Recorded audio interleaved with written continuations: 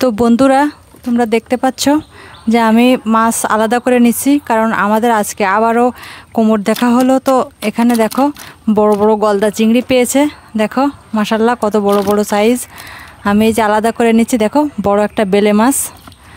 তো দেখো ড্রাম থেকে আমি আর কি বালতিতে আলাদা করে নিচ্ছি, মানে আবার আর একটা কোমর দেখা হবে। তো এই মাছগুলো আমি এখন আলাদা করে নিচ্ছি। তো দেখো বন্ধুরা বেশ তরতাজা মাছ, কিন্তু এরকম তরতাজা মাছ খেতে কিন্তু খুবই মজা লাগে।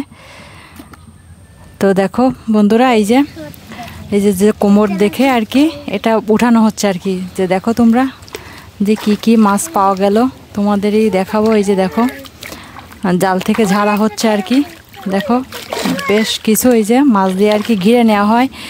এই আমাদের এদিকে কোমর দেয়া বলে আর কি। আর এই যে ব্যাট জাল দিয়ে দেখো বেশ অনেকগুলো মাছ, দেখো একদম জ্যান্ত, বেশ দেখতে কিন্তু খুবই ভালো লাগতেছে। আর এই যে দেখো বড় বড় গলদা চিংড়ি আলাদা করা হচ্ছে। তো বন্ধুরা এই গলদা চিংড়ি কিন্তু আমাদের খাওয়াও হয়, আবার কিন্তু আমরা বিক্রিও করি। মানে আমাদের যেহেতু মাছের চাষ করি আমরা, আমাদের এখান থেকে মানে আমাদের আয়ের উৎসই কিন্তু আসলে এই চিংড়ি মাছ।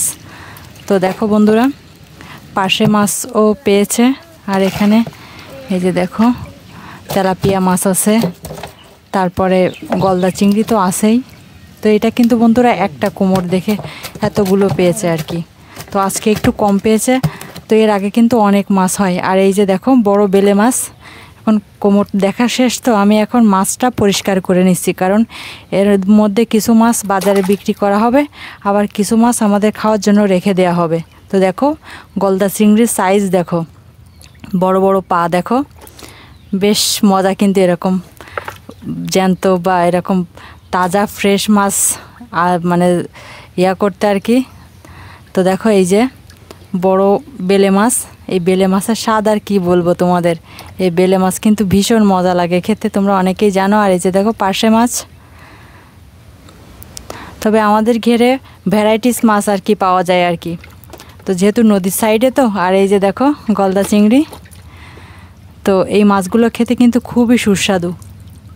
দেখো আমি গলদা চিংড়ির দাড়ি ধরে আর কি দেখাচ্ছি তোমাদের, বেশ মজা লাগে কিন্তু আমার।